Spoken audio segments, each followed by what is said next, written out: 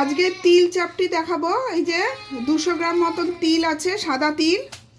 আর এই যে 250 গ্রাম গুড় আছে। এবার এই গুড়টাকে আমি ফার্স্টে গুঁড়ো করে নেব। গুড়টাকে আমি গুঁড়ো করে নিয়েছি।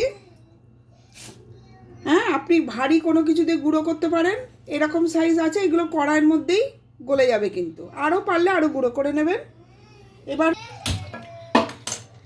কড়াইটা মোটামুটি একটু গরম হয়ে গেছে। এই যে তিলটা আছে দেবো।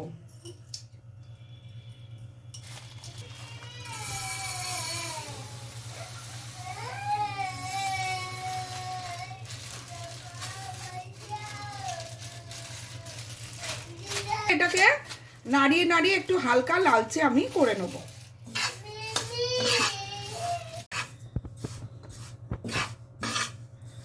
একটু কনস্ট্যান্ট মাঝে সাঝে নাড়িয়ে যাবেন, তিলটা যেন পুড়ে না যায়। এই দেখুন হালকা লালচে লালচে হয়ে গেছে তিলগুলো। গ্যাসটা আমিছি, ঠিক আছে। এই তিলগুলো ঢেলে নেবো একটা, একটু ভালো হয়। এবার যে গুড়গুলো কেটে রেখেছিলাম, মানে ঝুড়ো করে রেখেছিলাম, সেই গুড়গুলো আমি এর মধ্যে এই গুড়গুলোকে অল্প আছে আমরা গলিয়ে নেব। গুড় যেন না পুড়ে যায়, আস্তে আস্তে অল্প আছে আমরা গলিয়ে নেব। দেখুন গুড়টা এরকম গলে গেছে। এবারে একটু ছোট এলাচ আমি রেখেছি, একটু ছোট এলাচ এর মধ্যে ফেলে দেবেন। হ্যাঁ, গন্ধ বেরোবে।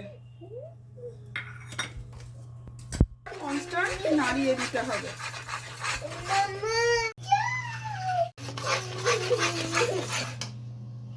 হচ্ছে দেখুন বুজবুজ বুজবুজ কাটছে, একটা বাবলস ফর্ম হচ্ছে।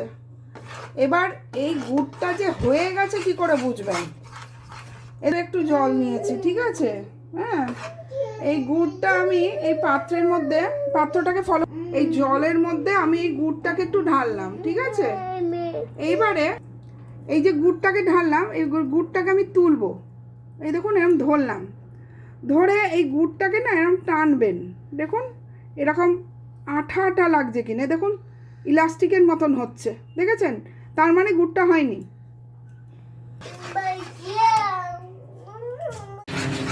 এবার আমরা গুড়টা টেস্ট করব আবার জলের মধ্যে দিয়ে, ঠিক আছে। গুড়টা ভেঙে গেছে, তখন কি গুড়টা রেডি হয়ে গেছে। এই দেখুন আবার আমি ফেললাম, গুড়টা ফেলেছি। এবার এই গুড়টা আমি তুলবো। এই দেখুন এখনো হয়নি, এই দেখুন জেলি হচ্ছে, দেখেছেন? টাইম লাগবে। এই যে গুড়টা আবার ঢাললাম, ঠিক আছে। জলের মধ্যে কিছুক্ষণ রেখে দেবেন গুড়টাকে, ঠিক আছে। এই দেখুন মট করে ভেঙে যাচ্ছে, দেখুন। এবার গুড়টা আমার রেডি হয়ে গেছে। তিলটা আস্তে আস্তে আমি গুড়ে দিয়ে দিচ্ছি, ঠিক আছে।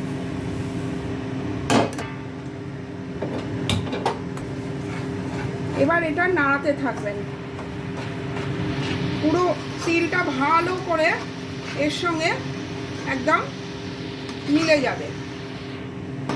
এই দেখুন, এটা কিন্তু একদম লো আঁচে রেখে দেবেন, ছাড়বেন না। এই এরকম একটা থালাটাকে উল্টে রেখেছি, এটাকে একটু ভালো করে তেল দিয়ে মাখিয়ে নেবেন, ঠিক আছে।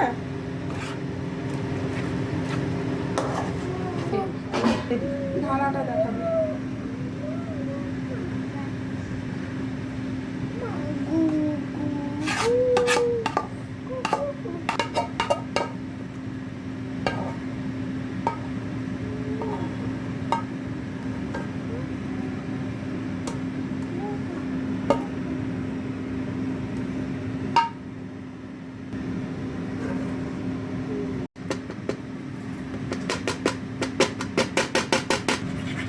আস্তে আস্তে থালাটাকে এরকম করবেন, ওটা আস্তে আস্তে স্প্রেড হয়ে যাবে, সমানভাবে স্প্রেড হচ্ছে, দেখছেন? যে জায়গাটা মনে হবে একটু ভারী, একটু স্প্রেড করে দেবেন।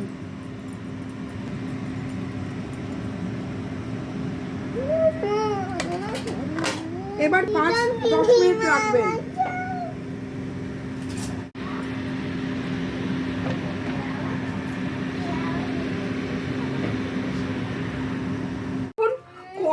মধ্যে অনেক তিল একটু একটু গায়ে গায়ে লেগে থাকে, এরকম করে তুলে নেবে।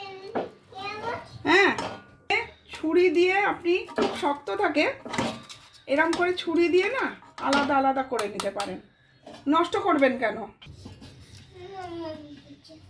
এবার এইগুলোকে তুলে নেবেন, এগুলো খেতে কিন্তু দারুণ টেস্টি হয়। এই দেখুন মোটামুটি ঠান্ডা হয়ে গেছে, তো এরকম করলে আপনার তিলের নাড়ুও হতে পারে। তো তিলের নাড়ু হয়ে গেল।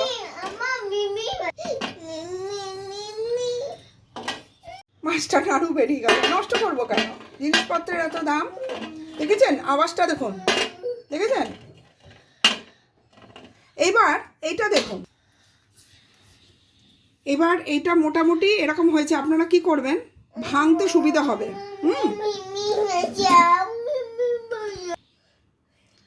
এরকম করে হালকা করে আপনারা দাগটা দেবেন, খালি যখন ভাঙবেন দেখবেন খুব সুন্দর লাগবে। এই দেখুন আমি হালকা করে দাগটা দিচ্ছি, দেখছেন। ছুরি নিয়ে নেবেন, ধারালো কোনো কিছু, খুন্তির পেছন দিয়েও করতে পারেন।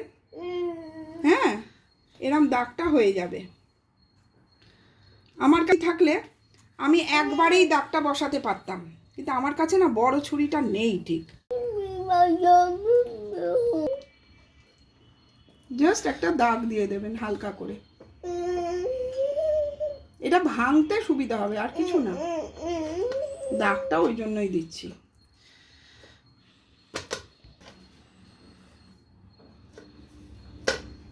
ব্যাস, এটা জাস্ট রেখে দেবেন। দেখুন কিরম স্কোয়ার স্কোয়ার হয়ে গেছে। এবার এটা ঠান্ডা হতে দিতে হবে পুরো। এবার এই যে ঠান্ডা হয়ে গেছে, আমি ঝুড়িটা তুললাম, ঠিক আছে। এ দেখুন এটা কিরকম চকচক করছে, দেখেছেন, ঠিক দোকানে যেরকম থাকে। পাতলা কিছু নেবেন, আমি ছুরিটাই নিয়েছি। নিয়ে তলায় তো হালকা করে সাদা তেল বা মাখন লাগিয়ে রাখতে পারেন। এটা আস্তে আস্তে, এই দেখুন এরকম করবেন। হ্যাঁ, এই দেখুন কড়কড় করে আওয়াজ হচ্ছে, দেখছেন। আস্তে আস্তে করবেন, নাহলে মাঝখান থেকে ভেঙে যাবে। এই দেখুন, দেখেছেন। এই দেখুন, এই যে তেল দিয়েছিলাম বলে থালার তলাটা আটকে গেল না, একদম দোকানের মতো। এবার এই যে সূক্ষ্ম সূক্ষ্ম দাগগুলো, এবার এই দাগগুলোর থেকে দেখবো চেষ্টা করে ইজিলি ভাঙা যায় কিনা।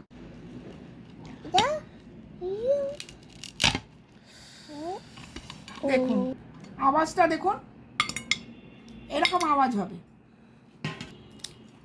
এবার কৌটোর মধ্যে এ দেখুন দাগ দিয়েছিলাম, দাগগুলো ভেঙে ভেঙে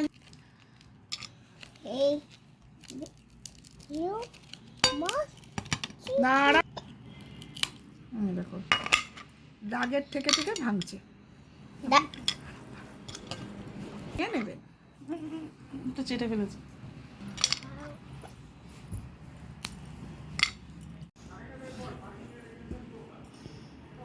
সাবস্ক্রাইব করবেন, ভালোবাসবেন, শেয়ার করবেন। এটা ইজি গো তিল চাপটি, সবার ভালো লাগবে।